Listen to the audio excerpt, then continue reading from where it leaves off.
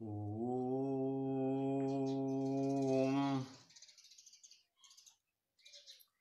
वक्रतुण्ड महाकाय कोटिसूर्यसमप्रभ निर्विघ्नं कुरु मे देव सर्वकार्येषु सर्वदा।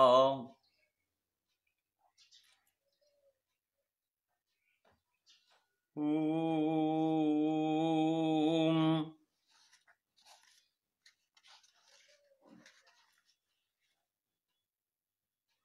कृष्णद्वैपायनं वन्दे सर्वलोकहिते रतं वेदाब्जभास्करं व्यासं तः समाधिनिलयं मुनिम्।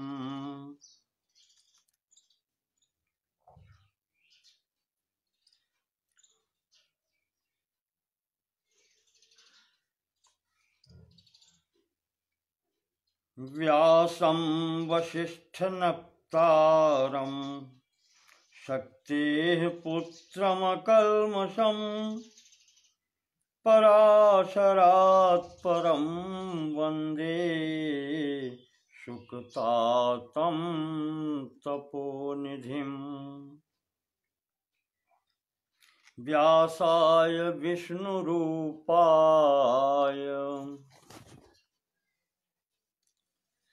व्यासरूपाय विष्णवे नमो वै ब्रह्मनिधये।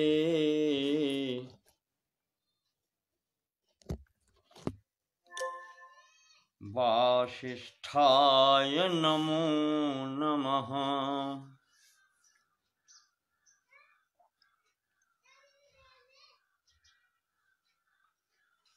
ॐ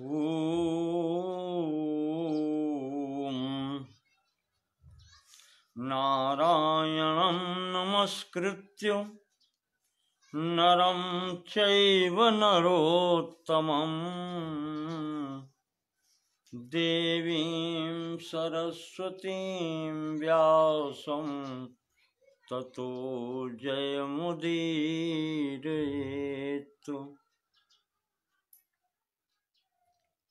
ॐ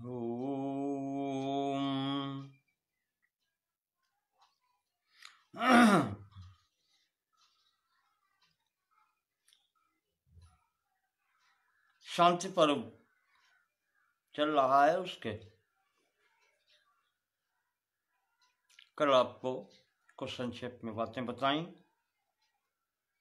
संक्षेप ही चल रहा है प्रकार से, एक एक श्लोक पूर्ण बहुत कठिन है। 365 अध्याय हैं केवल शांति पर्व में।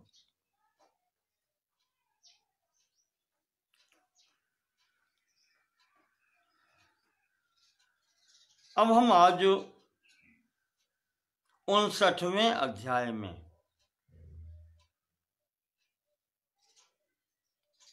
एकोनषष्टितमोऽध्याये वयं प्रविशामः।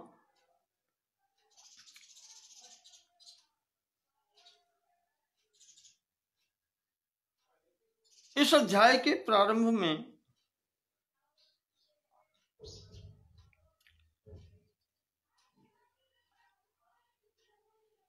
अब तृतीय दिन का प्रारंभ है। सभी लोग वहां पर भीष्म पितामह के आसपास बैठते हैं। वैशंपायन जी कह रहे हैं जन्मेजय, ततो राजा महातेजा धर्मराजो युधिष्ठिरः अब्रवीत् प्राञ्जलिर्भीष्मं प्रतिपूज्य यथा विधि। महाराज युधिष्ठिर सबका यथा विधि सत्कार करके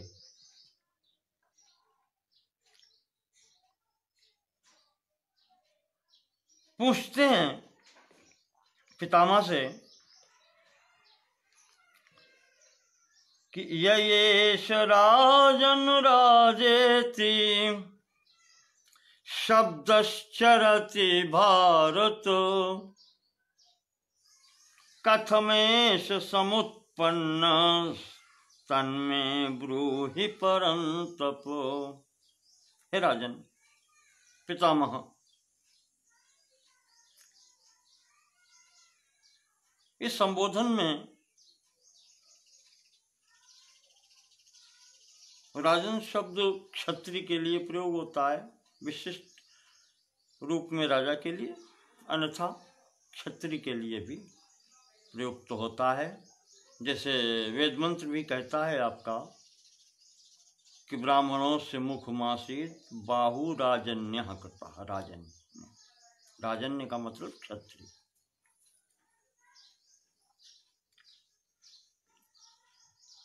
तो युधिष्ठिर पूछते हैं कि पितामह,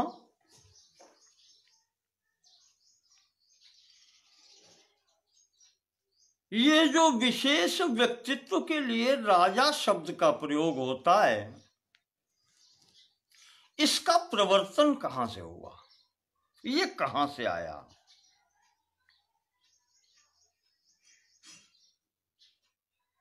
ये कब से प्रचलित हुआ?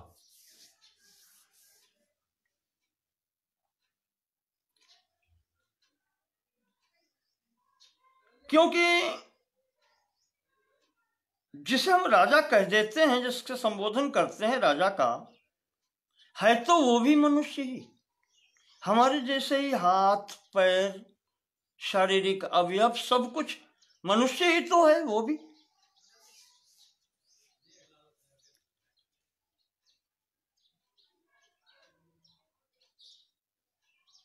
फिर भी उसका विशेष संबोधन होता है राजा के रूप में, और वो अच्छे अच्छे योद्धाओं पर, शूरवीरों पर, पराक्रमशालियों पर भी अपना प्रभुत्व कैसे कर लेता है, उसमें ये विशेष बात क्या होती है, कैसे होती है? पृथ्वी पर वो अकेला शूरवीर थोड़े है, अनेकों होते हैं, फिर भी वो पृथ्वी पर अधिकार कर लेता है, प्रभुत्व स्थापित करता है, अकेला होने पर भी।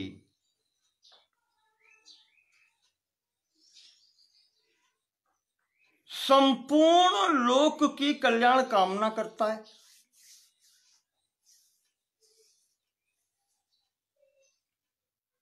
और देखा तो ये गया है कि जब वो प्रसन्न होता है तो संपूर्ण लोक प्रसन्न होता है, संपूर्ण प्रजा प्रसन्न होती है। उस एक की प्रसन्नता से ही ये सब होता है। ऐसे ही उस एक के व्याकुल होने पर संपूर्ण संसार व्याकुल भी हो जाता है। कारण क्या है पितामह, ये अवश्य बताएं। क्योंकि देखा है कि उसके समक्ष चाहे कोई क्यों न हो, सभी नतमस्तक होते हैं आकर के। ऐसी उस व्यक्ति विशेष में बात क्या होती है और कहां से होती है?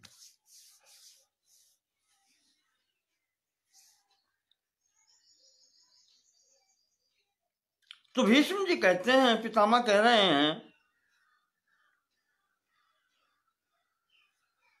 कि राजन एकाग्र चित्र होकर के सुनो, देखो क्या होता है, कैसे होता है।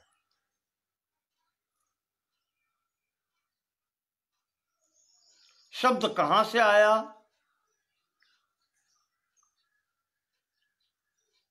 कैसे प्रचलित हुआ, ये मैं बताता हूं। युधिष्ठिर, जब सृष्टि प्रारंभ हुई तो उस प्रथम काल में न वैराज्यम न राजासीत,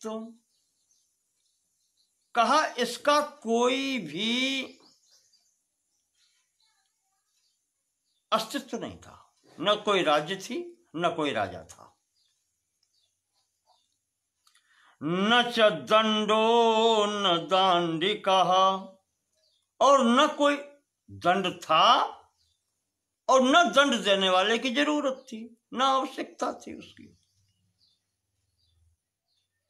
धर्मेणैव प्रजा सर्वा रक्षन्ते स्म परस्परम, ये प्रजा स्वयं ही अपने कर्तव्यों के द्वारा या अपने धर्म के द्वारा एक दूसरे की रक्षा करते थे, हेतु साधन में रहते थे।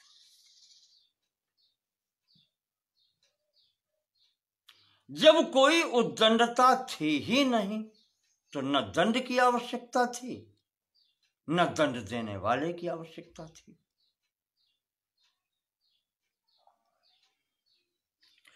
पाल्यमानास्तथा अन्योन्यम, सब एक दूसरे का पालन करते थे। नरा धर्मेण भारत, धर्म पर स्थित रहते थे, धर्म पूर्वक एक दूसरे का पालन करते थे।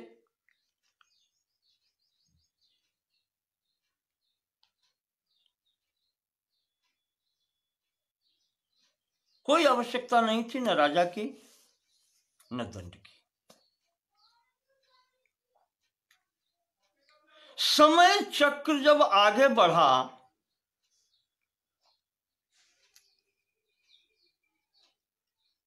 सृष्टि जब आगे बढ़ी तो धीरे धीरे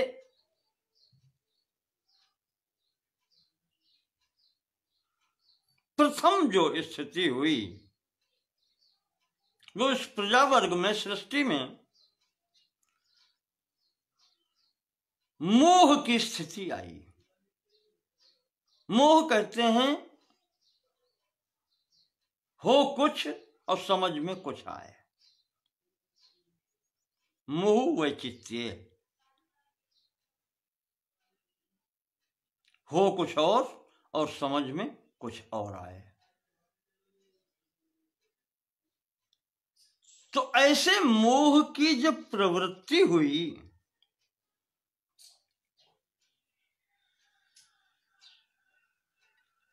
यानी कि ये सर्वप्रथम चित्त कह लें, बुद्धि कह लें, उसका विकार आया।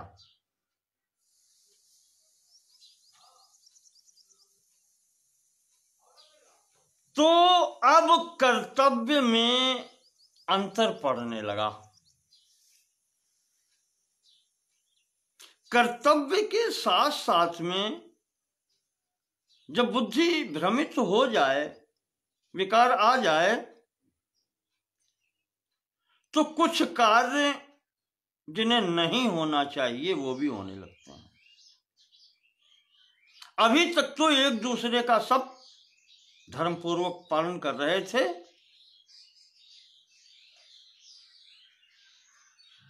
हमारी अपनी बुद्धि के अनुसार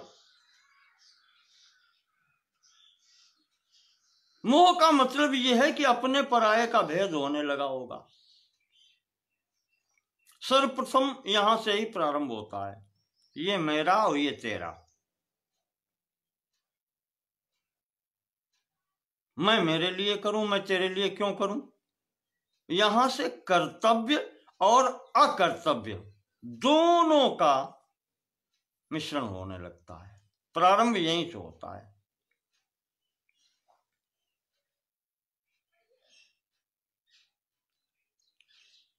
तो जब कर्तव्य और अकर्तव्य स्थिति बनने लगती है, अकर्तव्य जहां पर से प्रवेश करता है, नहीं करना चाहिए वो होने लगता है,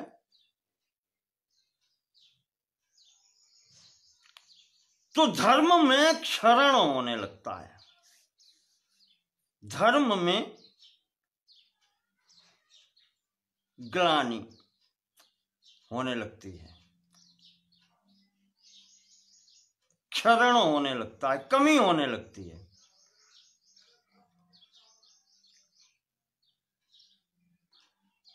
और जब ये होने लगती है तो वहीं से लोभ का प्रवेश होता है।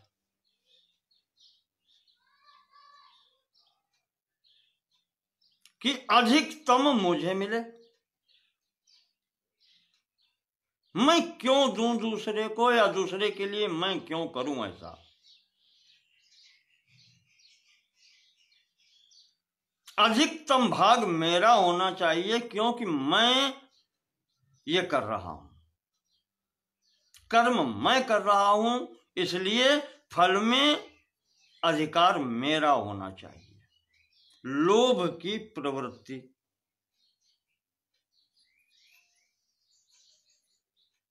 प्रवेश हुई। सर्वप्रथम मोह से प्रारंभ होता है, यानी अज्ञान कहने, अज्ञान स्वरूप मोह उत्पन्न हुआ, फिर लोभ की प्रवृत्ति हुई, और जब लोभ की प्रवृत्ति हुई कि अधिक से अधिक भाग मेरा हो, तो यहीं से फिर काम का प्रवेश होता है। कामनाएं प्रारंभ हो जाती हैं कि एक मिल गया तो और मिले, ऐसा और मिले। इस प्रकार से मोह के कारण ही लोभ, और लोभ के साथ में काम का प्रवेश हुआ।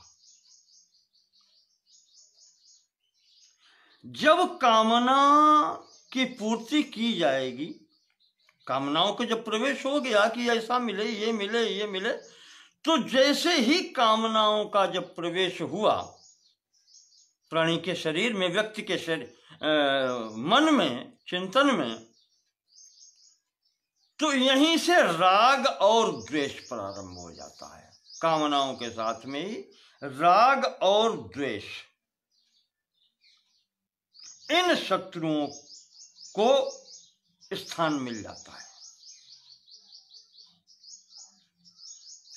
अब जब ये स्थिति हो गई राग और द्वेष की, कर्तव्य अकर्तव्य तो पहले ही हो गया, अब उसमें भेद नहीं कर पाते हैं कि क्या कर्तव्य है, क्या अकर्तव्य है, तो संपूर्ण दोष अब यहीं से प्रारंभ हो जाते हैं। लोभ, काम, और काम से राग द्वेष।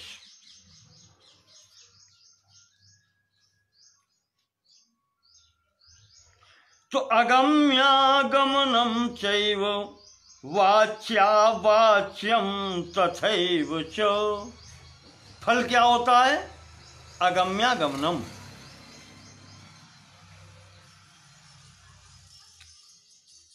और वाच्यावाच्यम, क्या बोलना चाहिए, क्या नहीं बोलना चाहिए। अगम्यागमनम, किधर चलना चाहिए या किधर नहीं चलना चाहिए, या अगम्य स्थान पर नहीं जाना चाहिए, तो यह भी होने लगता है। दूसरे भाव में लें, अगम्यागमनम सांसारिक स्थिति में भी होता है, हम सब लोग उसको समझते हैं।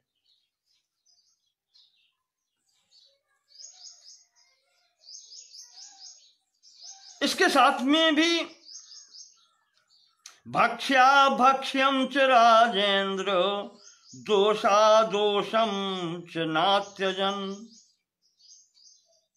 इस राग द्वेष और कामनाओं के वशीभूत होकर के फिर मनुष्य से कुछ छूटता नहीं है। अगम्यागमन भी होता है, वाच्य वाच्य भी होता है,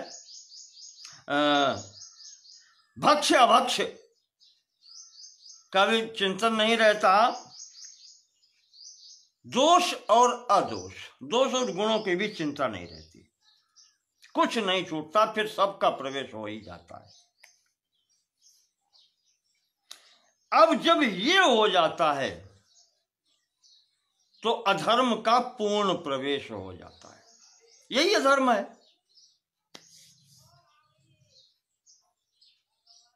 अकर्तव्य ही अधर्म है।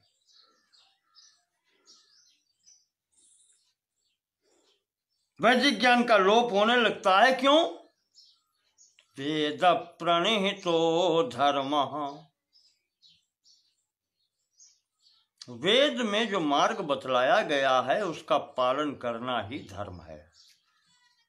और जब ये अगम्यागमन, वाच्य अवाच्य, दोष अदोष, इन भक्ष्य अभक्ष्य कुछ भी ज्ञान नहीं रहा, तो वेद मार्ग से भटकन ही अधर्म में डाल देती है।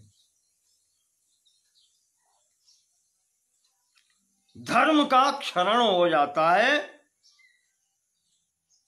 और जब धर्म का क्षरण हो जाता है तो कर्मों का भी नाश ही हो जाता है। नाश होने का मतलब दुष्कर्म होने लगते हैं।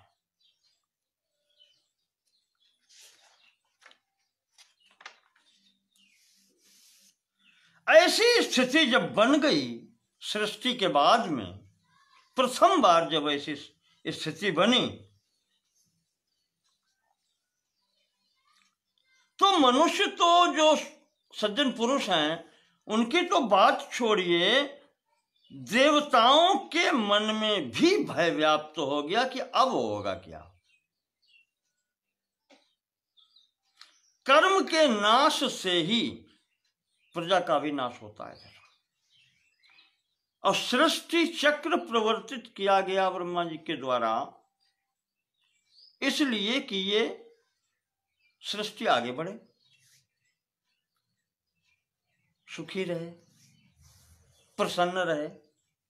पर यहां पर ये स्थिति बन गई, तो ये सब अब भयभीत होकर के, चाहे देवता हो चाहे पृथ्वी हो, सब भगवान ब्रह्मा जी की शरण में गए कि प्रभु ये क्या कर दिया, ये कैसे चलेगा।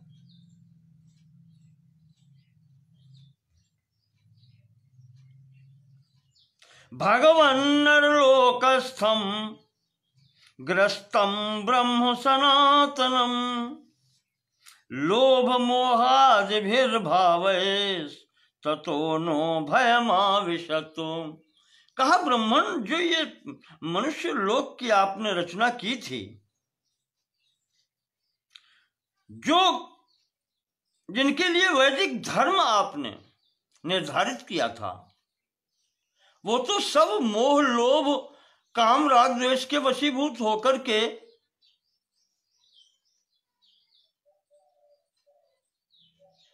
सब भूल गए।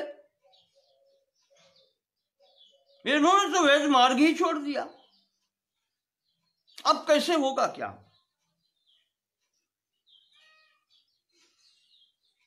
भय की स्थिति उत्पन्न हो गई। आगे सृष्टि चलेगी या नहीं चलेगी, क्या होगा, इसकी व्यवस्था कैसे होगी?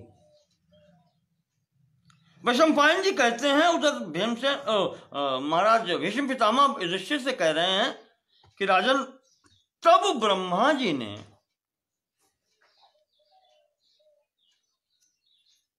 अपनी बुद्धि का प्रयोग करके यथा पूर्वम अकल्पयत् एक शास्त्र की रचना की, जिसे कहते हैं नीति शास्त्र। ततोऽध्याय सहस्राणाम शतम चक्रे स्वबुद्धिजम यत्र धर्मस्तथैवार्थः कामश्चैवाभिवर्णितः त्रिवर्ग इति विख्यातो गणेश स्वयंभुवा।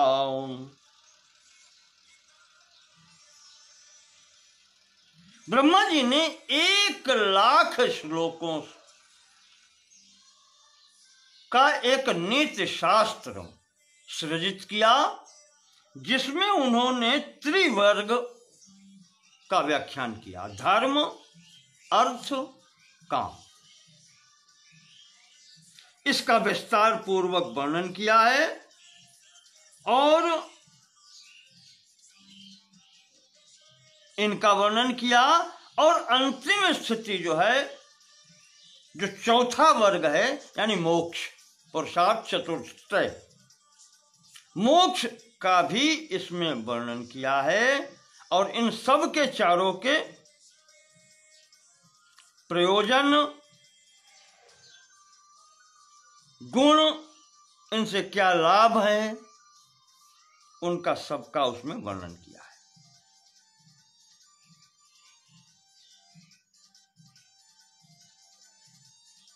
तो एक नीति शास्त्र है जिसमें धर्म अर्थ काम की, और दूसरा एक त्रिवर्ग और है जिसमें केवल मोक्ष की, और मोक्ष के 3 भाग किए उन्होंने, सत्व, रज और तम।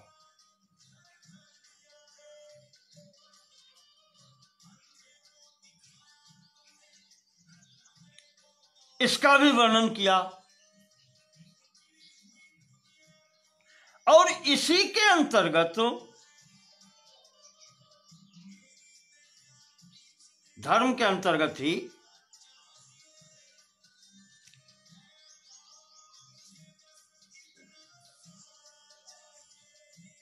दंड नीति का भी वर्णन उसमें किया गया है। और उसमें भी दंड का स्थान, दंड की वृद्धि और दंड का क्षय, 3 प्रकार से दंड का वर्णन किया है ब्रह्मा जी ने।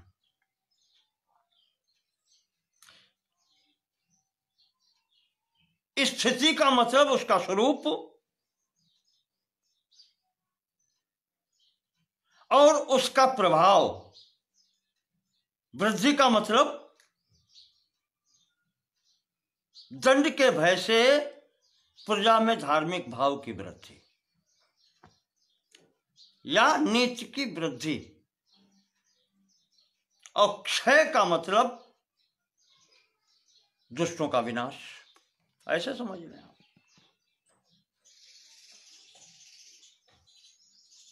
वृद्धि का मतलब सत्पुरुषों की वृद्धि, और क्षय का भाव ये रहा कि दुष्ट जनों का की हानि या उनका विनाश।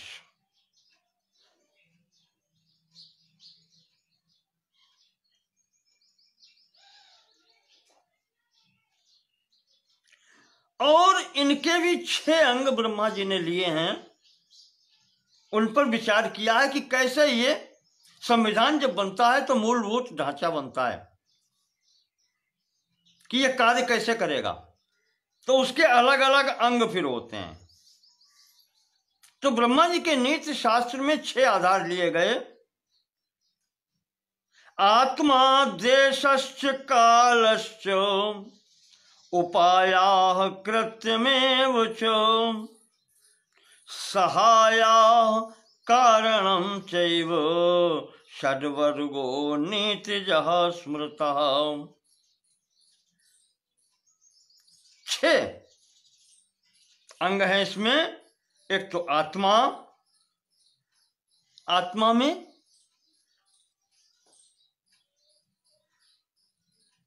जिसको यहां आप शरीर ले सकते हैं, फिर प्राणी मात्र का शरीर, व्यक्ति का शरीर। आत्मा तो फिर वो ईश्वर अंश जीव अविनाशी है, उसमें तो कोई विकार होता ही नहीं है, उसके लिए दंड नीति और ये नहीं है। ये सब भौतिकता के परिध के अंतर्गत हैं। तो आत्मा देशश्च, मनुष्य के शरीर, देश कहाँ वो है, काल उसका विचार किया गया है, किस समय पर, कैसे समय पर है, समय अच्छा है, बुरा है,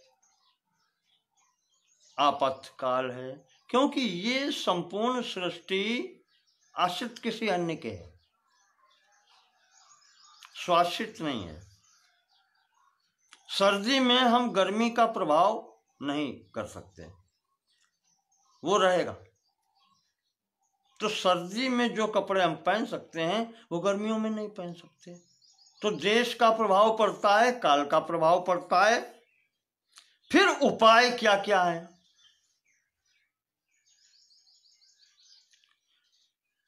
और उपाय के अंतर्गत कार्य क्या होने चाहिए, और छठी बात है कि उसमें सहायक कौन कौन से हो सकते हैं, क्या क्या हो सकता है।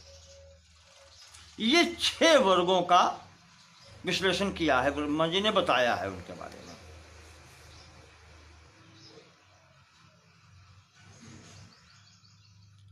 उस ग्रंथ के अंतर्गत अब चूंकि निर्धारण हो रहा है प्रथम संविधान का, तो उसमें प्रत्येक विषय आया है। वेद के बारे में भी आया है, वेद के अंतर्गत कर्म कांड और ज्ञान कांड की भी बातें आई हैं। त्रयी चान्वीक्षिकी चैव वार्ता च भरतर्षभो दंडनीतिश्च विपुला विद्यास्तत्र निदर्शिता। ये विद्याएं कहीं जाती हैं त्रयी, वेदत्रयी कर्मकांड का, अन्वीक्षिकी ज्ञान संबंधी कहें आप उसको, ज्ञान कांड की स्थिति, वार्ता कृषि गौरक्ष्य वाणिज्यम, ये वार्ता है। और उसके साथ साथ फिर दंड नीति का भी इसमें विस्तार से निरूपण है। ये सब विद्याओं का उसमें सब किया गया है। तो यहां इसके अंतर्गत ये प्रथम संविधान की रचना ब्रह्मा जी ने की और उसमें प्रत्येक के अलग अलग कार्य निर्धारित किए गए और उसमें ही वर्णाश्रम धर्म का भी है। ब्राह्मण क्षत्रिय वैश्य शूद्र को सबके कर्मों का निर्देश है। यानी सांसारिक आवश्यकताओं के प्रत्येक क्षेत्र की उन्होंने इसमें व्याख्या की है।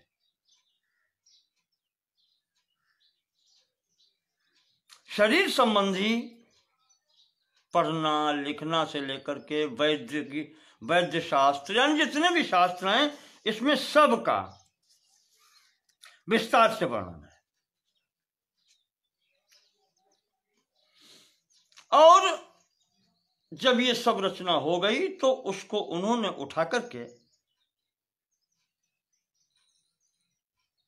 विशालाक्ष नाम के एक ऋषि हैं, भगवान शिव के अवतार कहे जाते हैं, उनको प्रदान किया। विशालाक्ष से इंद्र को प्राप्त हुई पुरंदर, उनको इस नीति शास्त्र की प्राप्ति हुई। उसके बाद में बृहस्पति को, अब ये आचार्यों के नाम आए हैं इस क्षेत्र में नीति शास्त्र के प्रवर्तकों में। ब्रह्मा जी से विशालाक्ष, विशालाक्ष से पुरंदर इंद्र, इंद्र से बृहस्पति, बृहस्पति से आचार्य शुक्राचार्य जी, और उसके बाद में शुक्राचार्य जी के बाद में फिर विभिन्न ऋषियों ने इसका अलग अलग वर्णन किया है। क्योंकि फिर समयानुसार जैसे मनुष्य की आयु क्षीण होती गई है तो एक व्यक्तित्व को एक बात बताई गई, दूसरे को दूसरी, इस तरीके से ये जैसे व्यास जी ने वेदों का विभाग किया है उसी तरीके से इस नीति शास्त्र के भी विभाग किए गए।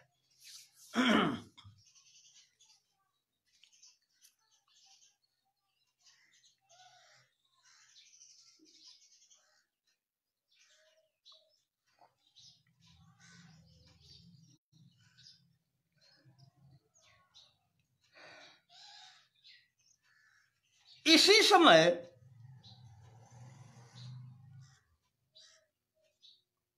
देवताओं ने सोचा कि ये सब तो हो गया,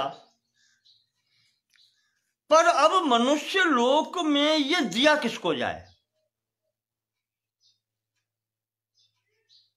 कोई ऐसा यहां पर श्रेष्ठ पुरुष तो होना चाहिए। हर प्रत्येक प्राणी को प्रत्येक पुरुष को कैसे दे देंगे ये, और ये प्रत्येक प्राणी के कार्य का नहीं है, हर व्यक्ति उस स्तर का नहीं हो सकता। बुद्धि में और इसमें सदैव से अंतर रहा है। क्योंकि सृष्टि आदि में बताया गया है कि जब साम्यावस्था प्रकृति की होती है, तमोगुण रजोगुण सतोगुण का साम्यावस्था होती है, तब प्रलय होती है, तब सृष्टि नहीं होती। सृष्टि होती ही तब है जब ये साम्यावस्था भंग होती है। कहीं पर सतोगुण की अधिकता, कहीं पर रजोगुण की अधिकता, कहीं तमोगुण की अधिकता। कोई एक गुण स्वतंत्र रह भी नहीं पाता। ये गुणों का विशेष है लक्षण कि वो स्वतंत्र नहीं रहते। जहां भी रहेंगे तीनों ही रहेंगे, तीनों एक साथ। अब ये हो सकता है कि कहीं किसी की अधिकता हो सकती है तो किसी की न्यूनता होगी। तो इस प्रकार से जहां सतोगुण की अधिकता है वो सत्पुरुष होते हैं, रजोगुण की अधिकता है वहां पर चंचल व्यक्तित्व कह लें, चंचल मानसिकता वाले कह लें, अधिक कार्य करने वाले कह लें, सक्रिय कह लें। रजोगुण सक्रियता का लक्षण है और तमोगुण आलस्य का लक्षण है। सीधे आप थोड़ा सा ये समझ लें इसको। और जहां सतोगुण की अधिकता होती है वहां शांति का प्रभाव होता है।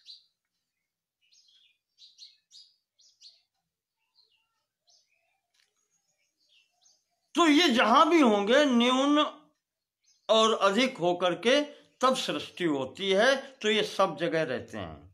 इस कारण से उन्होंने कहा भगवान विष्णु से कि महाराज कोई तो ऐसा व्यक्तित्व हो जिसे हम नीच दें।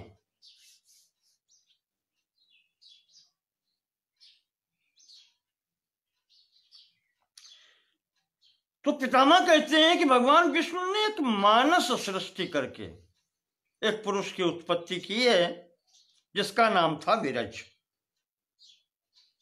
विरजा। विरजा की उत्पत्ति की। तो अब देखें आप, भगवान विष्णु सतोगुण, अब वो व्यक्तित्व कैसे इधर को चले? तो वो उत्पन्न होकर के, अब वो तो कहता है हम शांत रहेंगे, कारण का गुण कार्य में आता है, तो वो तो सतोगुण से उसकी उत्पत्ति है। वो कहता है हम कुछ नहीं करेंगे, हम तो संन्यास लेंगे।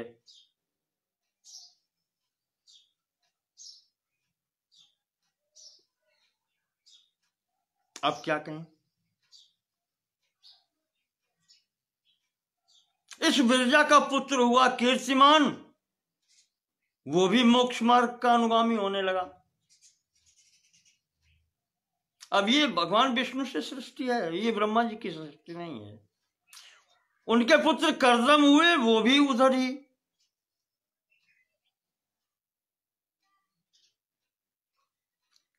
कर्दम के अनंग नाम वाला पुत्र हुआ। अब इनको विद्या तो दी गई, भगवान विष्णु की सृष्टि है, वो विद्या सबको दी गई है, पर ये लोग लौकिक इसमें प्रविष्ट नहीं हो रहे हैं।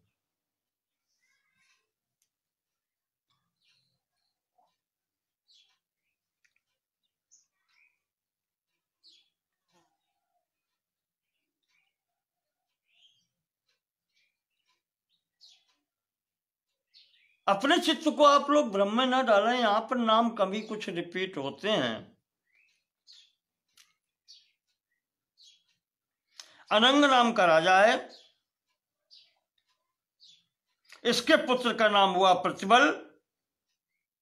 ये सब क्रम से होते चले आए। इनको वो नित्य शास्त्र पढ़ाया गया जो ब्रह्मा जी ने सृजित किया था। और अधिक क्या, ये प्रारंभिक सृष्टि है, तो ये सब सम्राट कहे गए हैं। एक छत्र स्वामी,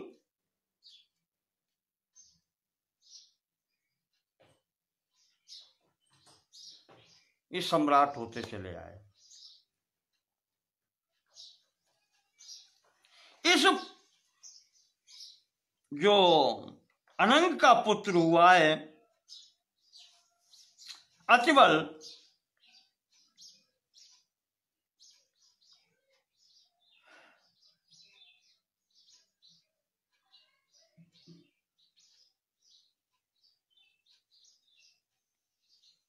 इसका ही दूसरा नाम है अंगो।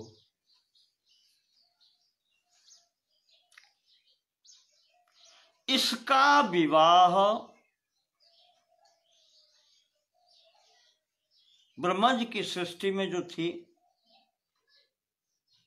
जो जिसे मृत्यु का कार्य दिया गया था, उसकी पुत्री थी सुनीता। उसके साथ में इस अंग का विवाह हुआ और इससे एक पुत्र हुआ वेन। अब श्रीमद् भागवत के प्रसंग में पहुंच सकते हैं। अंग का पुत्र हुआ वेन, माता इसकी काल की पुत्री यानी मृत्यु की पुत्री सुनीता नाम है उसका। इसका पुत्र हुआ वेन और वेन सर्वसमर्थता पाकर के बहुत उद्दंड हो गया।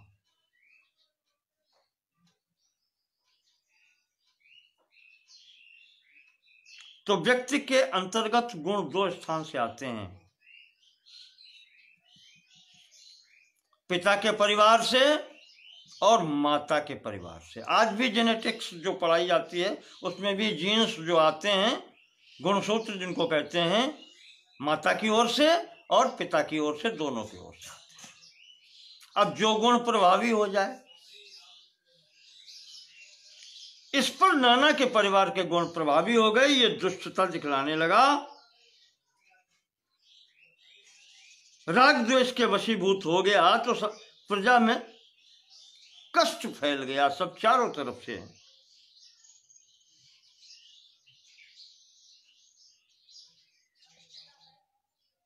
ऋषियों मुनियों ने बहुत को समझाया पर यह समझा नहीं। अंततः ये स्थिति बनी, प्रजा ने विद्रोह कर दिया और ये वेन निसंतान मारा गया।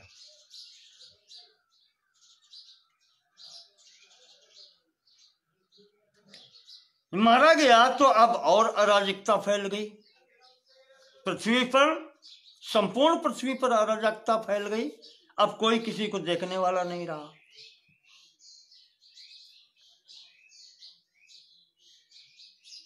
तो इस स्थिति में यहां पर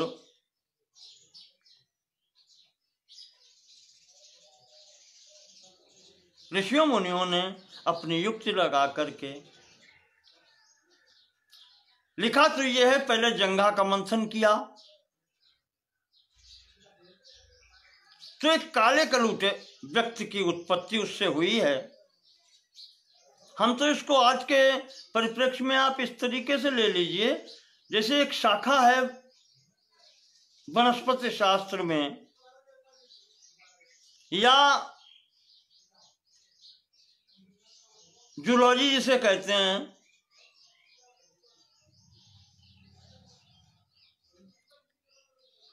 जूलॉजी और बॉटनी दोनों में ये प्रक्रियाएं अब तो लगभग सिद्ध हो गई हैं कि एक कोष या सेल लेकर के अंग विकसित कर दिया जाता है। बॉटनी के लिए तो एक पत्ती या एक सेल, एक कोशिका लेकर के वृक्ष विकसित कर देते हैं।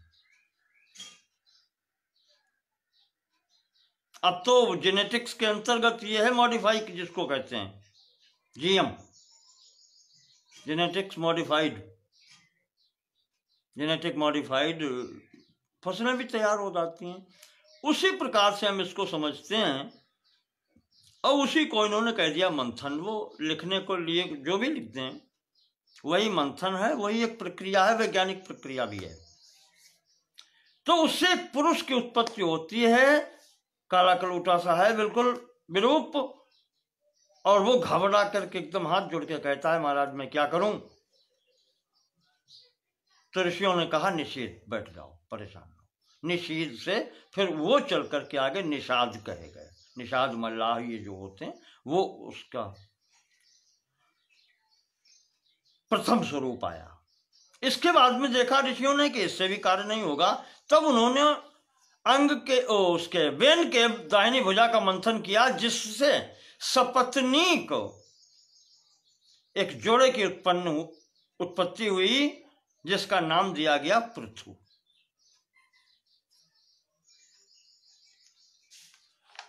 ये पृथु जब उत्पन्न हुआ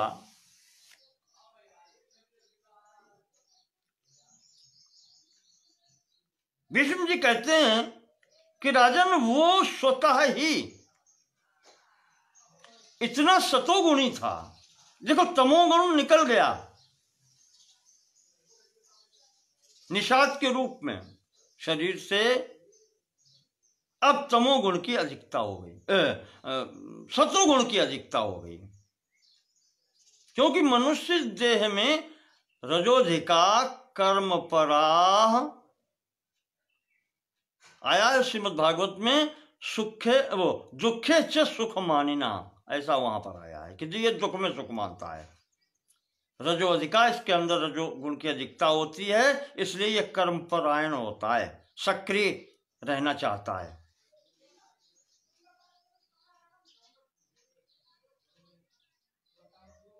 तो जहां अधिकता थी रजोगुण की, वहां से तमोगुण का अधिकांश भाग निकल गया। पूर्ण तो नहीं जा सकता ना, शरीर रहना है तो गुण तीनों रहेंगे। अधिकता निकल गई जहां पर, तो अब सतोगुण की अधिकता हो गई, क्योंकि उसमें तो कोई अंतर हुआ ही नहीं।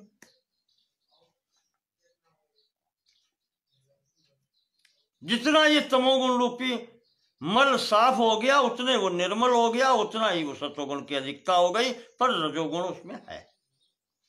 इस कारण से ये व्यक्तित्व जो उत्पन्न हुआ है ये पृथु कहे गए, और इनको स्वतः ही ऐसी जो विभूतियां होती हैं उनको स्वतः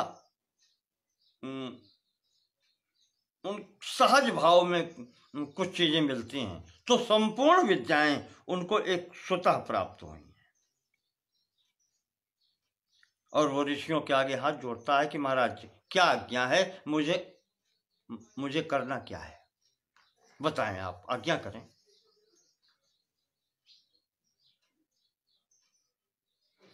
यन्मां भवन्तो वक्ष्यन्ति कार्यमर्थ समन्वितम् तदहं वै करिष्यामि नात्र कार्याविचारणा। आप लोग जिस कार्य के लिए मुझसे कहेंगे वो मैं संपूर्ण भाव से आपका कार्य सिद्ध करूंगा। आप आज्ञा दीजिए, कोई विचार करने की आवश्यकता नहीं, जो भी कहेंगे वो मैं करूंगा। आज्ञापरायण ही आज्ञा। तो ऋषियों ने प्रारंभिक शिक्षा यहां पर दी है उनको कि राजन तुम कार्य वो करो जिससे धर्म की वृद्धि हो,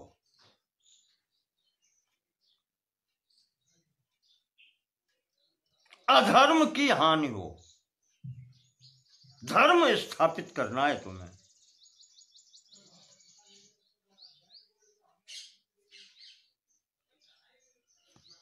तमूचुस्तत्र देवास्ते, देवताओं ने और ऋषियों ने,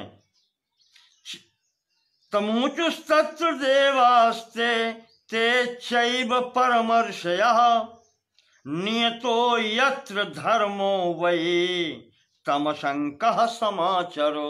निशंक होकर के, शंका रहित होकर के ऐसा कार्य करो।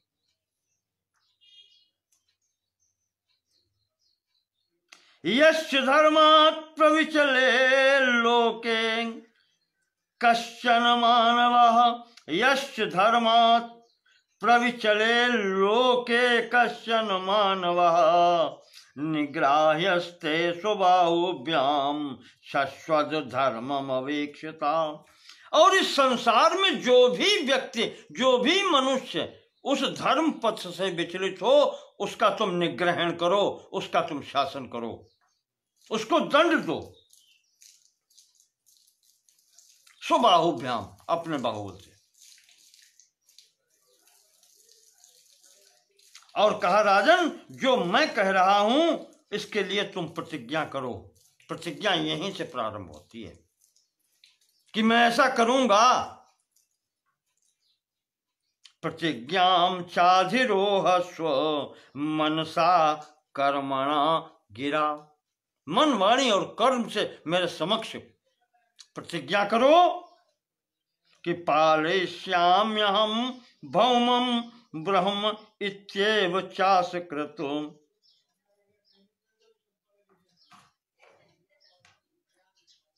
कि मैं वेद प्रणहित धर्म का पालन करूंगा और उसके अनुसार समस्त सृष्टि का संचालन करूंगा,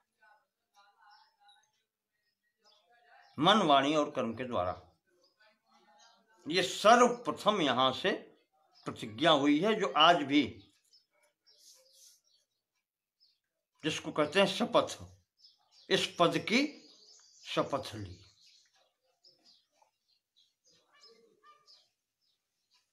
और उसके अंतर्गत ये भी आता है, ऋषि कहते हैं कि तमसंकः करिष्यामि स्ववशो न कदाचन, अपनी मनमानी कुछ भी नहीं करूंगा, जो कुछ भी करूंगा धर्म के आश्रित रह के करूंगा और धर्म के लिए करूंगा। स्ववशो न कदाचन, अपने मन का नहीं करूंगा, स्वच्छंद नहीं हो सकता।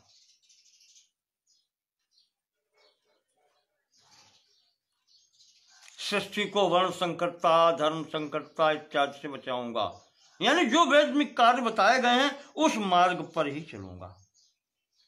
यहां पर इस तरीके से उनसे प्रतिज्ञा करवाई गई और तब उनके प्रथम उपरोहित नियुक्त हुए। पुरोधाश्चाभवत् तस्य शुक्रो ब्रह्ममयो निधि, महाराज शुक्राचार्य जी यहाँ उनके प्रथम उपरोहित नियुक्त किया गया। महाराज पृथु के पुरोहित जो हुए यहाँ पर वो शुक्राचार्य जी हुए, ये निश्चित किए गए।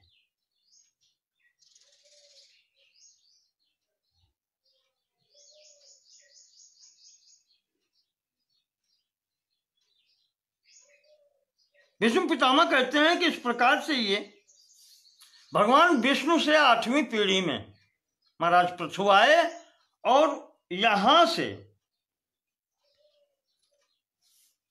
दंड देने का विधान प्रारंभ हुआ। तो पहले उन्होंने सब प्रकार से जो पृथ्वी का विभाग किया, ऊंची नीची थी वो समतल करवाई, यानी अब प्रजा की व्यवस्था यहां से उन्होंने प्रारंभ की। सर्वप्रथम भूमि का, पृथ्वी का समतलीकरण हुआ।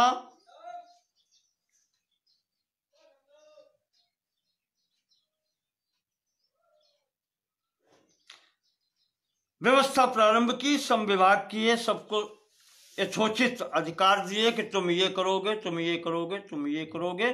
उस व्यवस्था जब बनने लगी तो पृथ्वी देवी ने भी उपस्थित होकर के उपहार दिए। फिर जब प्रसन्नता होती है, और पृथ्वी का उपहार ये क्या है? यही है, हमें जो अन्न देती है, हमें जो वस्त्र देती है, हमें जो भी आवश्यकता की वस्तु होती है देती तो यही है। इसीलिए ये जगत जननी कही गई है। माता भूमि पुत्रो हम पृथिव्या, ये इसीलिए हम सबकी माता हैं।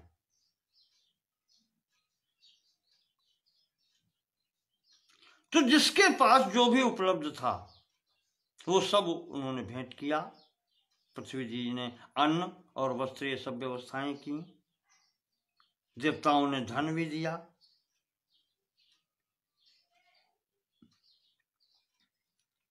इस तरीके से सब कुछ यहां पर उनको मिला।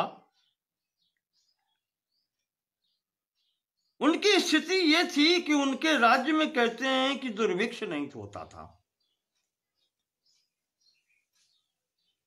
कभी भी अकाल नहीं पड़ा।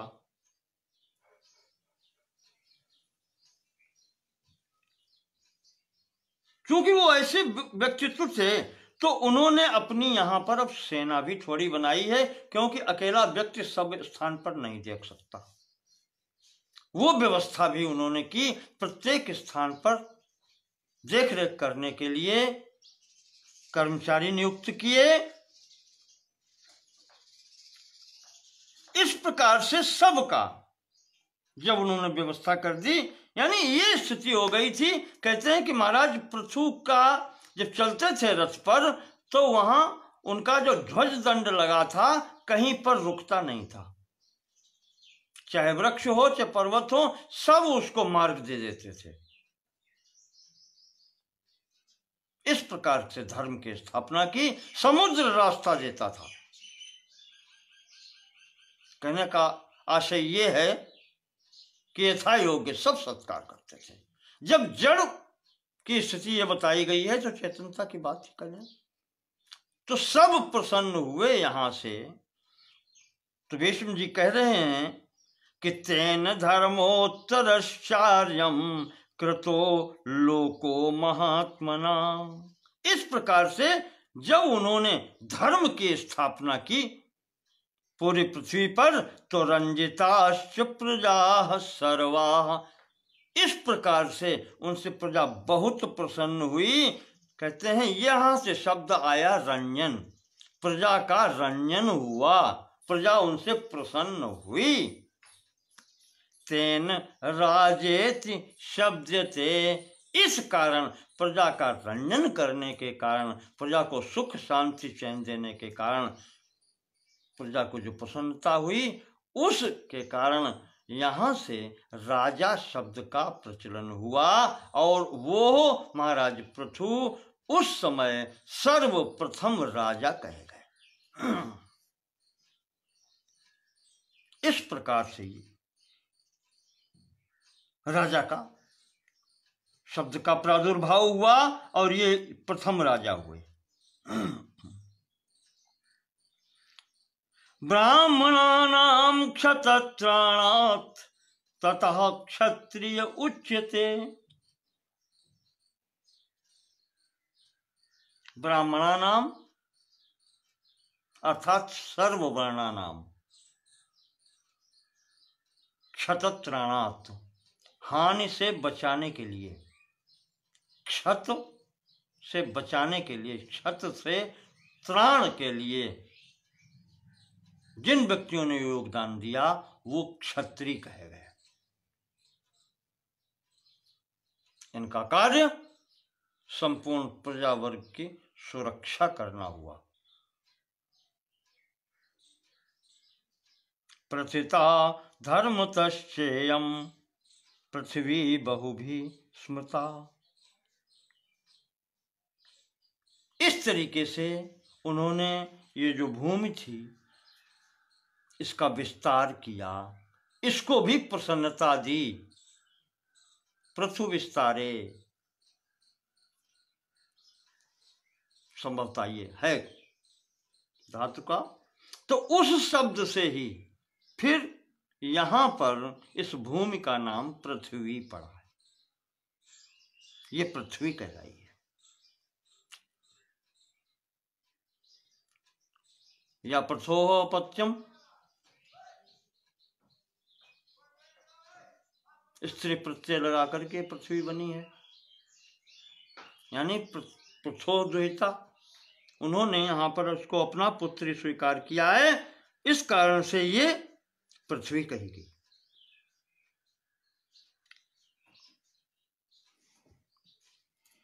इस प्रकार से ये राजा शब्द आया और राजा के प्रतिष्ठा हुई। और यह विष्णु का अंश होने के कारण संपूर्ण, जब पृथ्वी प्रसन्न हुई, पृथ्वीवासी प्रसन्न हुए, सभी देवता प्रसन्न हुए, तो सब ने अपना अंश राजा को दिया, पृथ्वी के अंदर प्रवेश हुआ। इस कारण से इस राजा की विशेष प्रतिष्ठा हुई, यह विशेष व्यक्तित्व हुआ। और यह फिर ऐसा व्यक्तित्व हुआ, यही सब पर शासन करने के योग्य हुआ। इसी कारण से सर्वदेव मयो नृपः कहा गया है। राजा के अंदर संपूर्ण देवताओं का वास होता है, इस कारण से ही ये सब पर शासन करता है, यही बल इसको प्राप्त होता है।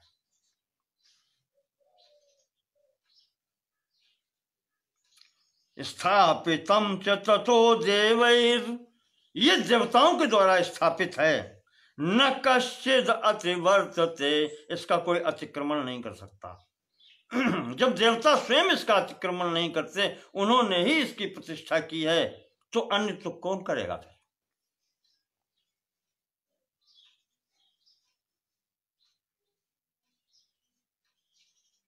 इस कारण से इसके व्यक्ति, इस अकेले व्यक्ति के वश में संपूर्ण जगत रहता है। इसके ऊपर कोई अपना शासन नहीं कर सकता।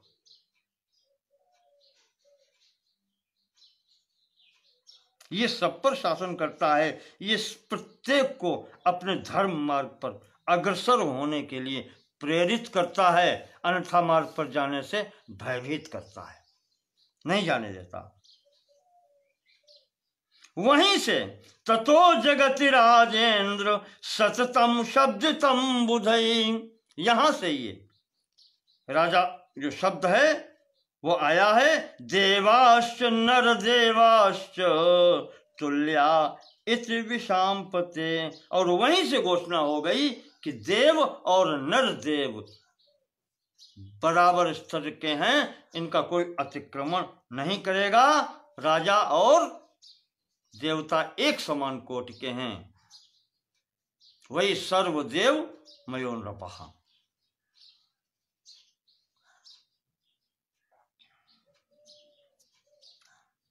इसके बाद में फिर महाराज युधिष्ठिर पितामह से प्रश्न करते हैं कि महाराज आप हमें कृपा करके, अब जब बात आई है कि धर्म की बात आई है, तो जो आपने वर्णाश्रम धर्म का नाम लिया है, इनके संबंध में भी कुछ बता। मैं वर्णों का धर्म बता, मैं आश्रमों का धर्म बता। मैं वर्ण में ब्राह्मण को क्या करना चाहिए, क्षत्रिय को क्या करना चाहिए, वैश्य और शूद्र इनके कर्म बतावें, और ब्रह्मचर्य, गृहस्थ, वानप्रस्थ और सन्यास, इन आश्रमों के व्यक्तियों में को क्या करना चाहिए।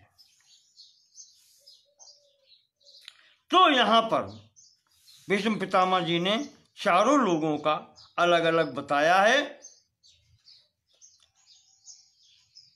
बताया ये गया है कि ब्राह्मण को ये जितने वेद विहित धर्म है, इनका आचरण ब्राह्मण के लिए अति आवश्यक है। यानी ये आचरण जो बताया गया है, वो करके दिखाने का उत्तरदायित्व जो है वो ब्राह्मण के लिए है।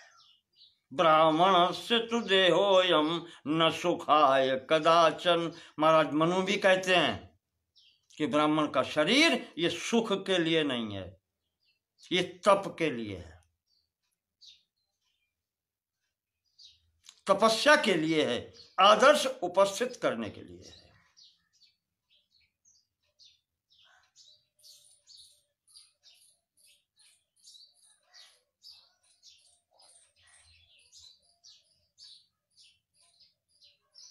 तब ये आदर्श जब उपस्थित करता है कि इस तरीके से आचरण करो, तब इसकी बात मानने योग्य होती है। इसी कारण से ब्राह्मणा वो वर्णानाम ब्राह्मणो गुरु इसीलिए कहा जाता है। सर्वप्रथम दायित्व इसका है आचरण करे, आचरण करके दिखाए और वो मार्ग बतलाए कि तुम भी इसी मार्ग पर चलो। ये दायित्व ब्राह्मण को सौंपा गया है। मुख्यतः इसके 6 कार्य किए कहे गए हैं। यज्ञ करना, यज्ञ कराना, स्वाध्याय करना, स्वाध्याय कराना, अध्ययन, अध्यापन, यज्ञ करना, यज्ञ कराना, दान करना, दान देना और दान लेना। 6 कर्म मुख्य इसके बताए गए हैं। और ये किसी के लिए नहीं है, ये 6 कर्म मुख्य आवश्यक हैं ब्राह्मण मात्र के लिए। राजा के लिए कहा गया है, इसमें से एक गुण कम कर दिया गया है कि तुम दान नहीं ले सकते। अध्ययन, अध्यापन, इसमें एक नहीं, विशेष तौर से इसमें 3 ही रखे गए हैं उसकी श्रेणी में। यज्ञ करना, अध्ययन करना और दान देना। बाकी 3 गुण ये ब्राह्मण की आजीविका के लिए हैं, ये क्षत्रिय के लिए नहीं है। अध्यापन करना, यज्ञ कराना और दान लेना, यह ब्राह्मण की आजीविका के लिए है। और यहां पर भी सावधान किया है, भगवान मनु ने भी सावधान किया है, ब्रह्मा जी ने भी सावधान किया है कि प्रतिग्रह समर्थोपि,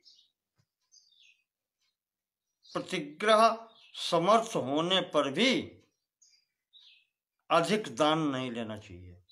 दान लेने का अधिकारी होने पर भी अधिक दान लेने का लोभ नहीं आना चाहिए, अन्यथा विनाश ही होता है।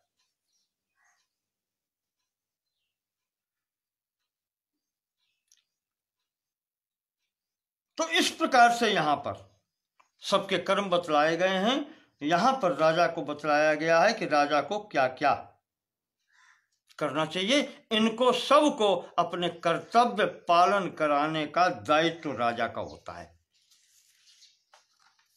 वो उसको करना चाहिए। ब्रह्मचारी का कर्तव्य क्या है, गृहस्थ का कर्तव्य क्या है, वानप्रस्थ का कर्तव्य क्या है और इसका कर्तव्य क्या है।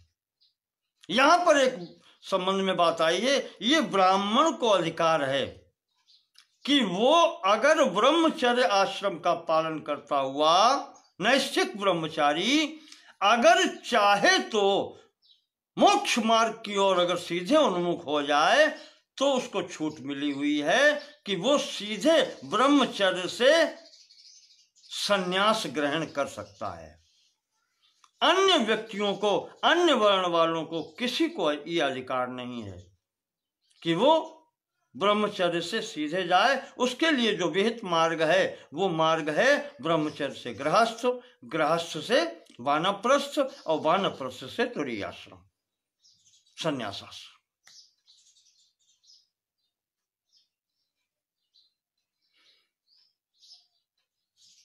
तो ये भी यहां पर बतलाया गया है। और राजा के लिए तो सर्वप्रथम अपना कर्तव्य पालन और गृहस्थ का यहां पर विशेष प्रशंसा की गई है कि संपूर्ण पृथ्वी पर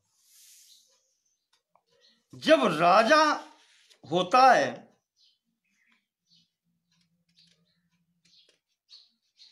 निर्मर्यादा नित्यमर्थे निविष्टा, जब प्राणी यहां पर, व्यक्ति यहां पर निर्मर्यादित हो जाता है, अमर्यादित हो जाता है, तो वो फिर मनुष्य नहीं रह जाता, फिर वो पशु हो जाता है। नाहुस्तान स्थान वही पशु भूतान मनुष्यान, वो मनुष्यों में भी पशु के समान उसकी गणना होती है, वो फिर पशु हो जाता है, फिर वो मनुष्य भी नहीं रहता। इस कारण से मनुष्य को मनुष्य बनाए रखने का अधिकार या जो कर्तव्य है वो राजा को दिया गया है।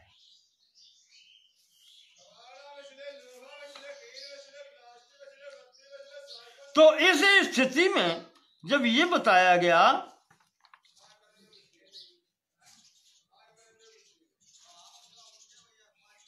इसीलिए कहा भीष्म पितामह ने कि संसार में राजा की आवश्यकता होती है इस व्यवस्था को सही ढंग से चलाने के लिए और जहां भी रहे प्रजा की रक्षा के लिए। जितने भी यहां पर धर्म हैं, जो व्यवस्था है, वैदिक व्यवस्था, वो राजा के अनुसार ही चलती है। राजा को समयानुसार अलग अलग रूप धारण करने पड़ते हैं। कुरुते पंच रूपाणि कालयुक्तानि यह सदा भवत्यग्निस्तथादित्यो मृत्यु वैश्रवणो यमः। वो यथा स्थान कहते हैं कि 5 रूप धारण करता है। भवति अग्नि ही, कभी अग्नि स्वरूप होता है, भस्म कर देने वाला। तथा आदित्य, कभी सूर्य रूप होता है। सूर्य रूप आया है नित्य में कि जैसे वो हर स्थान से कर के रूप में जल वाष्प ग्रहण करता है और बाद में आवश्यकता पड़ने पर वही वाष्प रूप जल बादलों के रूप में उपस्थित कर देता है, फिर सब प्रजा में बांट देता है, अपने पास कुछ नहीं रखता। ये आदित्य स्वरूप है। मृत्यु, मृत्यु स्वरूप, काल रूप तिन कहाँ मैं भ्राता, शुभ अशुभ कर्म फल दाता। फलों का, कर्म का फल देने के समय काल स्वरूप में उसकी स्थिति होती है। मृत्यु, मृत्यु दंड भी दे सकता है। अब वैश्रवण हो, वैश्रवण विश्वा जी के पुत्र कुबेर,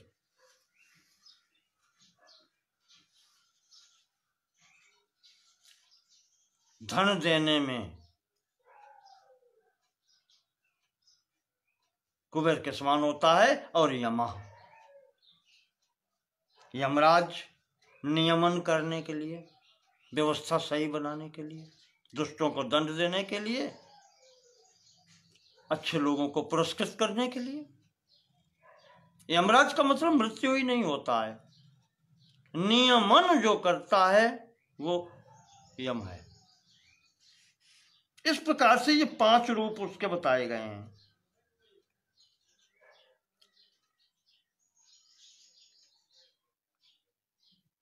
राजा प्रगल्भम कुरुते मनुष्यम, कहते हैं पृथ्वी में प्रजा को सशक्त राजा ही बनाता है। राजा कृशम वै कुरुते मनुष्यम, राजा ही प्रजा को दुर्बल बना देता है। राजा विपन्नस्य कुतः सुखानि, राजाभ्युपेतम सुखिनम करोति। और जब राजा ही अविपन्न हो जाए या विकृत स्वभाव का हो जाए तो प्रजा को सुख कहां से मिलेगा। राजाभ्युपेतम, जो राजा, जिसने राजा को प्राप्त कर लिया है वो सुखी वही जाता है। यानी जो शरण में उसकी पहुंच जाए, जो उसको प्राप्त कर ले राजा को, वो सुखी हो जाता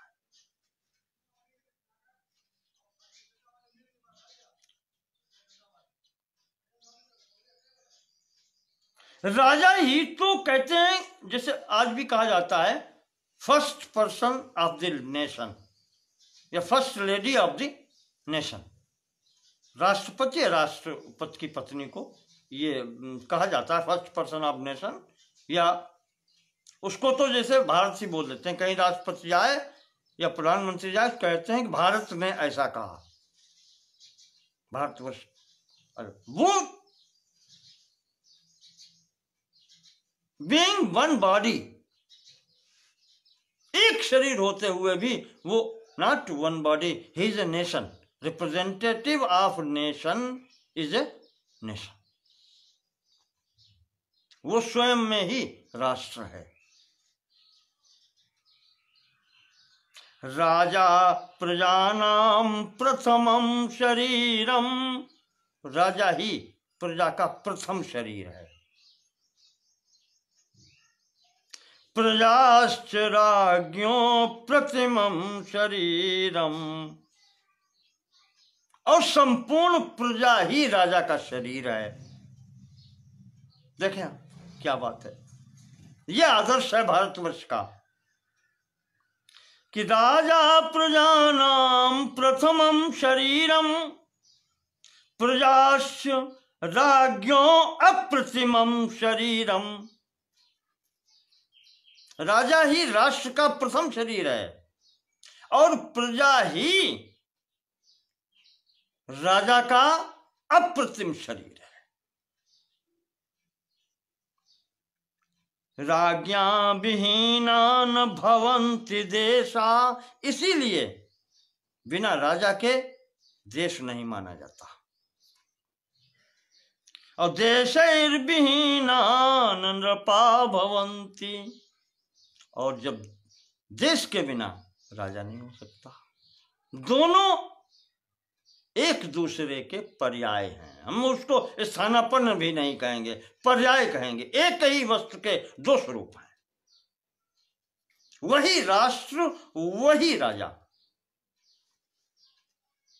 बहुत अच्छा है कि राजा प्रजानां प्रथमं शरीरम, प्रजास्य राज्ञो प्रतिमं शरीरम, राज्ञा विहीना न भवन्ति देशः, देशैर्विहीना न नृपा भवन्ति।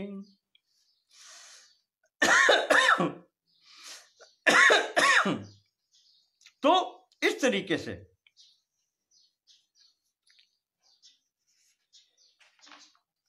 भीष्म पितामह कहते हैं कि राजा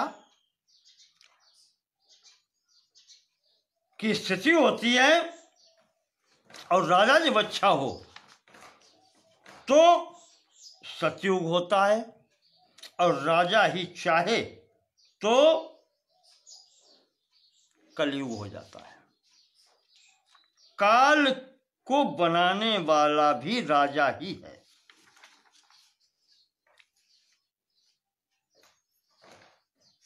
दंड नीत्याम यदा राजा सम्यक कार्ष्येन वर्तते, तदा कृतयुगम नाम काल सृष्टम प्रवर्तते। जिस समय राजा अपनी नीति का, दंड नीति का अच्छे से प्रयोग करता है, यथोचित प्रयोग करता है, ठीक प्रयोग करता है, उस समय उस राजा के, सच्चरित्र राजा के प्रभाव से उसके राज्य में सतयुग होता है।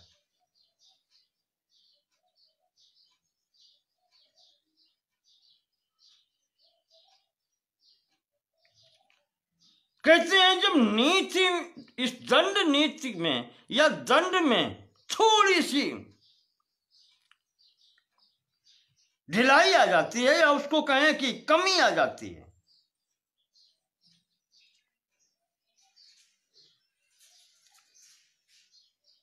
तब त्रेता होता है। का समय ऐसी चीज है, राजा जब अच्छा होता है और इस दंड नीति संपूर्ण नीति का विधिवत प्रयोग करता है, प्रजा जब खुश होती है तो वही स्थिति बनती है कि मांगे बारिश दें जल, रामचंद्र के राज। बिना जोते बोए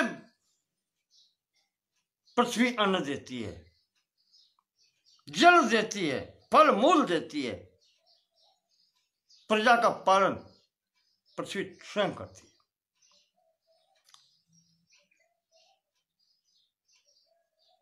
और जब इसमें ढिलाई होती है, कमी आती है, कहते हैं यहां भीष्म पितामह जी कह रहे हैं कि जब इसके 3 अंशों का पालन होता है, चौथाई अंश की कमी हो जाती है, तब त्रेता होता है। और तब मनुष्य को फिर अपने पेट की चिंता करनी पड़ती है। तब मनुष्य को अपने पेट की चिंता करनी पड़ती है, उसको जुताई बुवाई और अन्न उत्पादन करने की आवश्यकता होने लगती है, और तब अन्न परिश्रम करने से ही प्राप्त होता है। औषधियां इस तरीके से प्राप्त होती हैं। इसी प्रकार से जब आधा भाग समाप्त हो जाता है, नीति आधी रह जाती है, तो द्वापर का प्रवेश होता है। और जब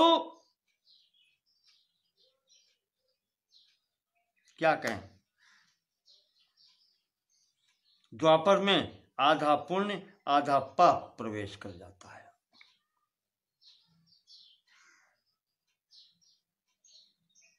सतयुग में पूर्ण पुण्य काल है, त्रेता में चतुर्थांश प्रवेश हो गया है अधर्म का या पाप का, द्वापर में संतुलित स्थिति हो जाती है, आधा आधा, तब द्वापर होता है।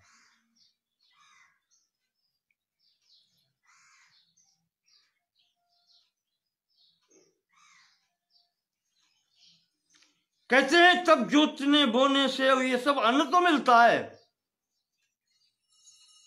पर इस समय जब आधा पुण्य आधा पाप हो जाता है तो फिर स्थान स्थान पर अकाल भी पड़ने लगते हैं, का फसल भी या अन्न भी आधा ही मिलता है। पूर्ण पुण्य का प्रभाव होता है तो पूर्ण बिना कुछ किए भी मिलता है, और यहां पर पूर्ण न मिलकर के आधा भाग ही प्राप्त होता है। यानी मनुष्य जो अपना कठिन परिश्रम करता है उसमें आधे का ही फल प्राप्त होता है,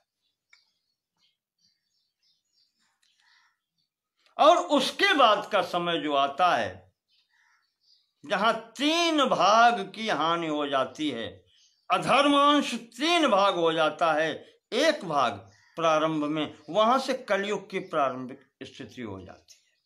और कलयुग की तो ये स्थिति हो जाती है कि दंड नीतिम परित्यज्य यदा काश्येन भूमिपः, ये भी राजा पर निर्भर है।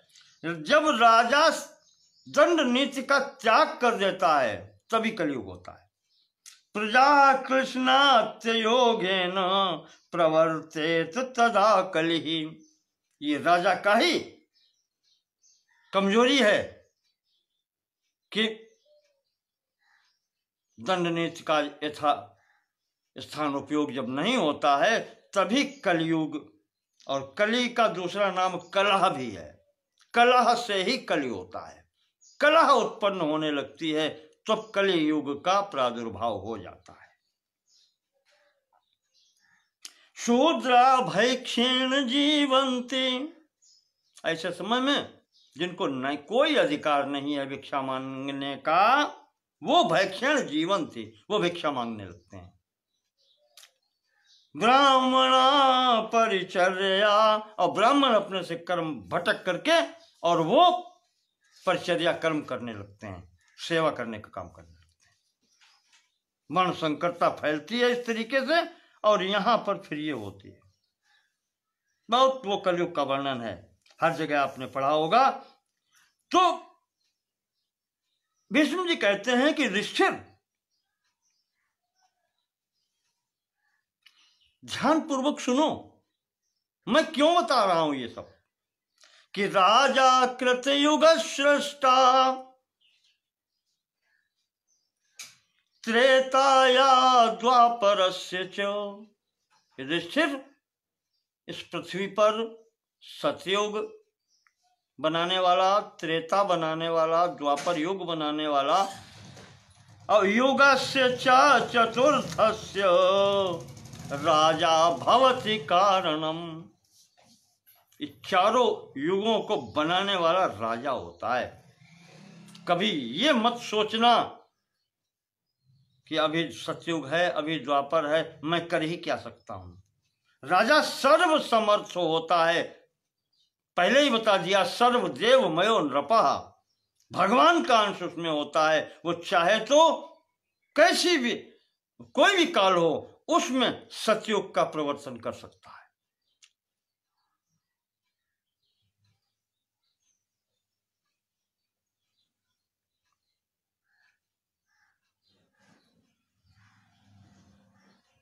तस्मात् कौरव्य धर्मेण प्रजा पालय नीतिमान, एवं वृत्ता प्रजा रक्षण स्वर्गम जेतासि दुर्जयम। इसलिए युधिष्ठिर तुम्हारा कर्तव्य है कि धर्म पूर्वक प्रजा का पालन करो। तुम्हें इससे ही, इस नीतियुक्त व्यवहार से ही वो सब कुछ प्राप्त हो जाएगा जो तुम चाहते हो। स्वर्गम प्राप्स्यसि, स्वर्गम जेतासि, स्वर्ग को भी जीत लोगे। प्राप्त तो प्राप्त करना है, जेतासि उससे बड़ा पद तुमको प्राप्त होगा।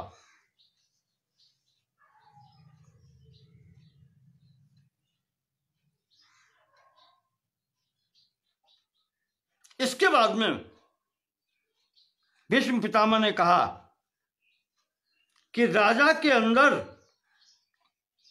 36 गुण होने चाहिए। शांति पर्व के 70वें अध्याय में भीष्म पितामह बताते हैं कि राजा के अंदर 36 गुण होने चाहिए। ये 36 गुण अगर उसके अंदर हैं तो सतयुग की व्याप्ति रहेगी उसके शासन में, और उसको स्वयं को भी अपने अभीष्ट की प्राप्ति हो जाएगी, जो वो चाहता है, मोक्ष की भी प्राप्ति हो जाएगी। संक्षेप में हम आपके सामने रखे जा रहे हैं। सबसे पहला कर्म है कि धर्म का आचरण करे, किंतु कटुता ना आने दे। धर्म का आचरण करे, किसी को कष्ट न हो।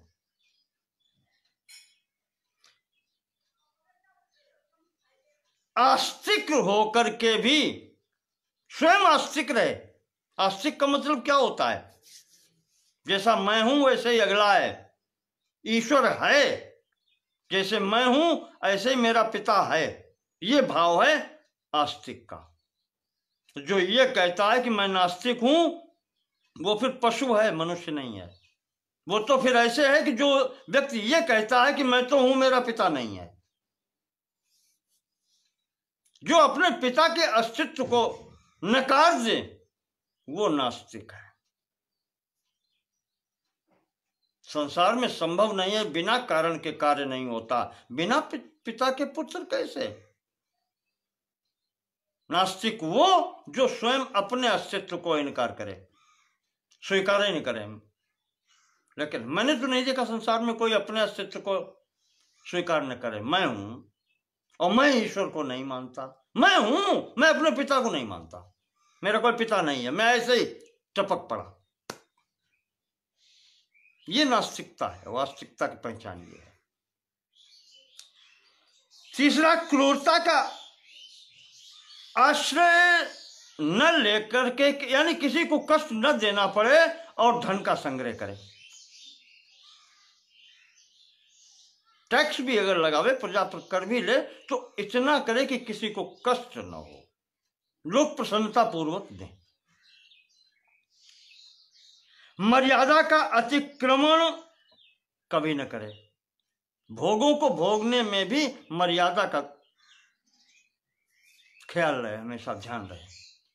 4 चीजें हुई। 5वीं चीज,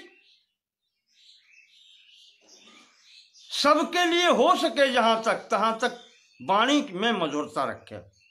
कभी और मधुरता में ये मत करे, ये नहीं दिखावा होना चाहिए कि मैं दीनहीन हूं। राजा को ये अधिकार नहीं है, स्वयं को दीनहीन दिखाने का अधिकार नहीं है। शूरवीर बने लेकिन अपनी डींग ना हाँके, स्व प्रशंसा न करे। दान दे लेकिन पात्र को दे, अपात्र को न दे। साहसी हो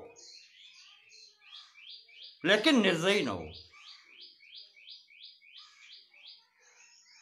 ध्यान रखने वाली बातें हैं। बहुत लोग, भीष्म पितामह बता रहे हैं, राजा के अंदर ये गुण होने चाहिए। साहसी हो पर निर्दयी न हो। साहस दूसरे की रक्षा करने के लिए, निर्दयी का मतलब दूसरे को सताए नहीं। आत्मरक्षा, प्रजा रक्षण, अपने से दूने शत्रु के साथ में बैठ जाना, सब ठीक है, पर कमजोर को कष्ट देना ये नहीं। निष्ठुरता नहीं होनी चाहिए। शरण में आ जाए उसकी रक्षा होनी चाहिए। ठीक है। 8 चीजें हुई। 9वीं बात, दुष्टों के साथ मेल न करे। 10वीं बात, अपने भाई बंधुओं के साथ में लड़ाई झगड़ा न करे, जहां तक हो सके बचाव रखे।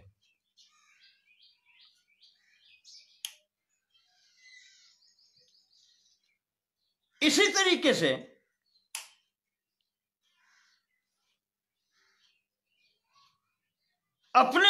गुप्तचरों का विशेष तौर से ध्यान रखें।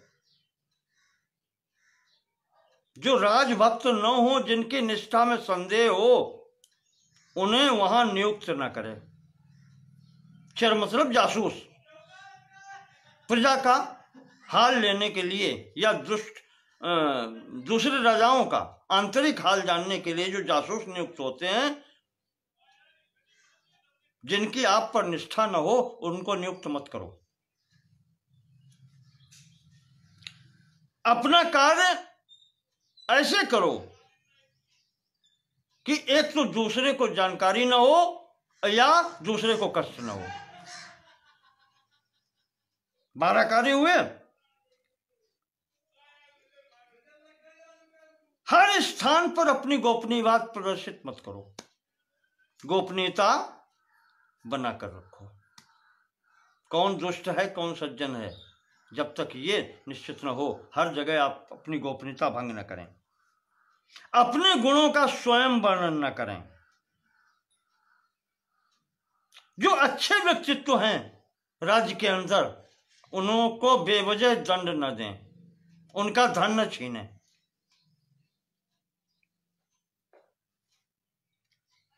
अपनी गुप्त यानी और नीच पुरुषों का आश्रय न लें। जिनका चरित्र संदिग्ध है, उनको पास नहीं रखें।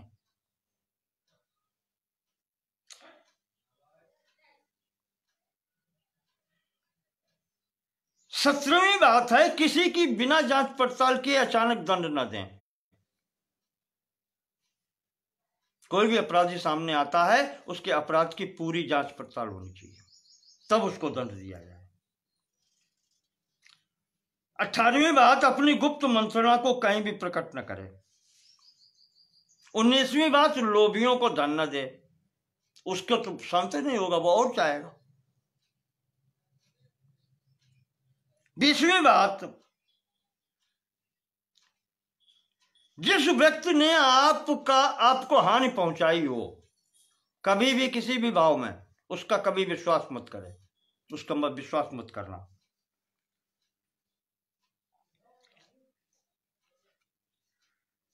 अनिर्षुर्गुप्तदारः स्यात्, गुप्तदारः स्यात्, अपनी स्त्री की रक्षा स्वयं करें, अनिर्षु ईर्ष्या रहित होकर के।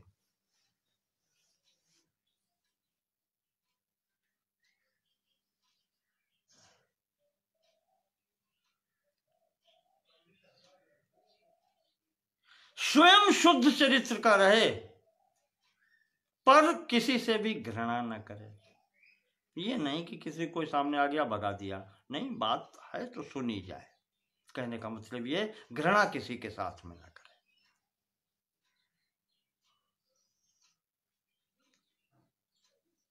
तेईसवीं बात यह है कि स्त्रियों का सेवन अधिक न करे। पहले राजाओं के यहां रानियां होती थी, बहुत होती थी, कहीं हजारों का लाखों का आता। खैर वो समय दूसरे थे। फिर भी यहां पर ये एक सावधानी है, अधिक स्त्रियों का सेवन न करें। 24वीं बात, भोजन शुद्ध हो, भोजन की शुद्धता और स्वादिष्टता, शुद्धता और हितकर भोजन हो, ग्रहण करें, और वो भी अधिक न करें, अति न करें। जो अहितकर हो, चाहे जितना शुद्ध हो, चाहे जितना स्वादिष्ट हो, उसको भी सेवन न करें।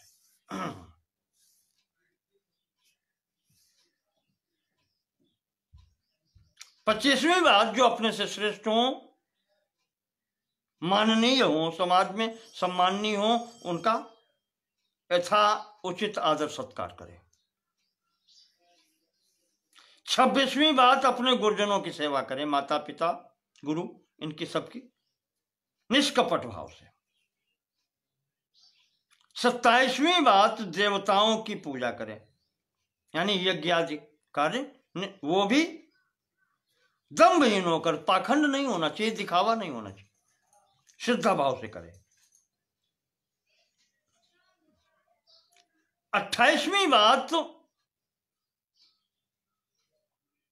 गलत रास्ते से या निंदित मार्ग से धन प्राप्ति की इच्छा न करें कि धन प्राप्त हो, कैसे भी प्राप्त हो, ये न करें। धन प्राप्त हो तो धर्मात् अर्था, धर्मेण अर्था प्राप्त, धर्म के द्वारा अर्थ प्राप्ति की इच्छा करें। 29वीं बात, हठ छोड़ करके प्रेम करें।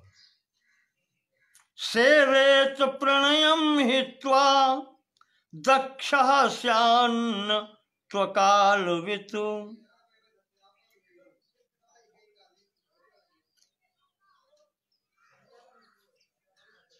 हठ न करे, प्रेम में हठ नहीं होता। प्रेम करे, प्रीति प्रदर्शन करे, हठ न करे। नहीं मैं तुमसे प्रेम करता ही हूं, नहीं, ये नहीं। ये प्रेम जो है वो प्रदर्शन की वस्तु नहीं है। और दूसरा है कि दक्षा स्यात्, कार्यकुशल हो, जो भी कार्य हाथ में ले वो पूर्ण करे। न तू अकाल वित,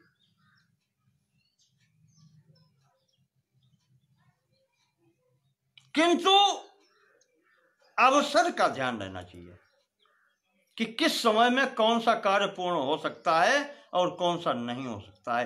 काल का ज्ञान होना चाहिए।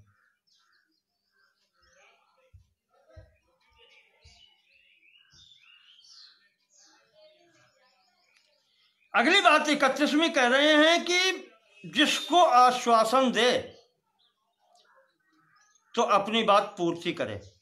रक्षा का दिया है आश्वासन, धन का दिया, किसी वस्तु का, जिस वस्तु का, जिस कार्य का आश्वासन दिया है वो अपनी वाणी की पूर्ति करे। कभी ये नहीं है कि मौका टाल देने के लिए ऐसा करे ना, पिंड छुड़ाने के लिए नहीं करता। बात करे तो उसको पूर्ण करे। अनुग्रहेण न चाक्षिपेत, और किसी पर अगर अनुग्रह करे, कुछ दया करे, तो उसका आक्षेप नहीं करे कि नहीं तुम थे इसलिए कर दिया, अन्यथा मैं क्या फायदा, उसका क्या हुआ।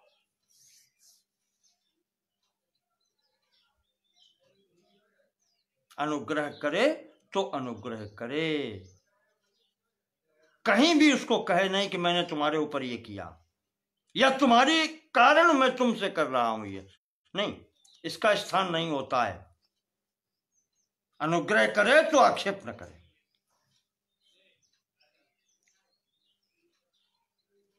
और किसी पर अगर आवश्यक हो प्रहार भी करना पड़े तो जान करके, अनजान में कुछ न करे, समझ ले कि मुझे क्या करना है, वही कार्य करे।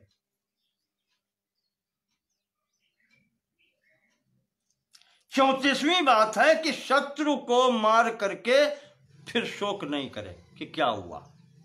विश्व समझा रहे हैं युधिष्ठिर को, युधिष्ठिर ये सीखो, राजा का ये गुण होता है, शत्रु कोई हो उसको मार करके फिर शत्रु के लिए शोक नहीं किया जाता कि बहुत अच्छा आदमी था, हमसे हत्या हो गई। और कहा अकस्मात किसी पर क्रोध न करे। 35वीं बात, अचानक क्रोध न करे। कोई बात आई और तुम्हें तुरंत क्रोध आ गया, न किसी का सुना न कुछ। और अंतिम बात 36वीं बताइए कि राजा को कोमल हृदय होना चाहिए, पर सबके लिए नहीं। राजा को कोमल हृदय होना चाहिए पर अपराधी के लिए नहीं, जिसने उसका अपकार किया है उसके लिए नहीं। उसके साथ में तो कठोरता का ही व्यवहार होगा। कोमल, शेष सबके लिए कोमल हो पर समयानुसार। ये 36 गुण जिस राजा के हृदय में होते हैं उसको इति सर्वान् गुणान् एतान् यथोक्तान् योऽनुवर्तते अनुभूयेह भद्राणि प्रेत्य स्वर्ग महीयते। कहते हैं कि इस प्रकार से जो व्यवहार करता है युधिष्ठिर, वो यहां तो सुख पाता ही है, यहां के पश्चात जाने पर भी, मृत्यु के पश्चात भी उसको स्वर्गलोक की प्राप्ति ही होती है, इसमें कोई संदेह नहीं है। इसलिए युधिष्ठिर, तुम इन सब बातों का विचार करके ऐसा आचरण करने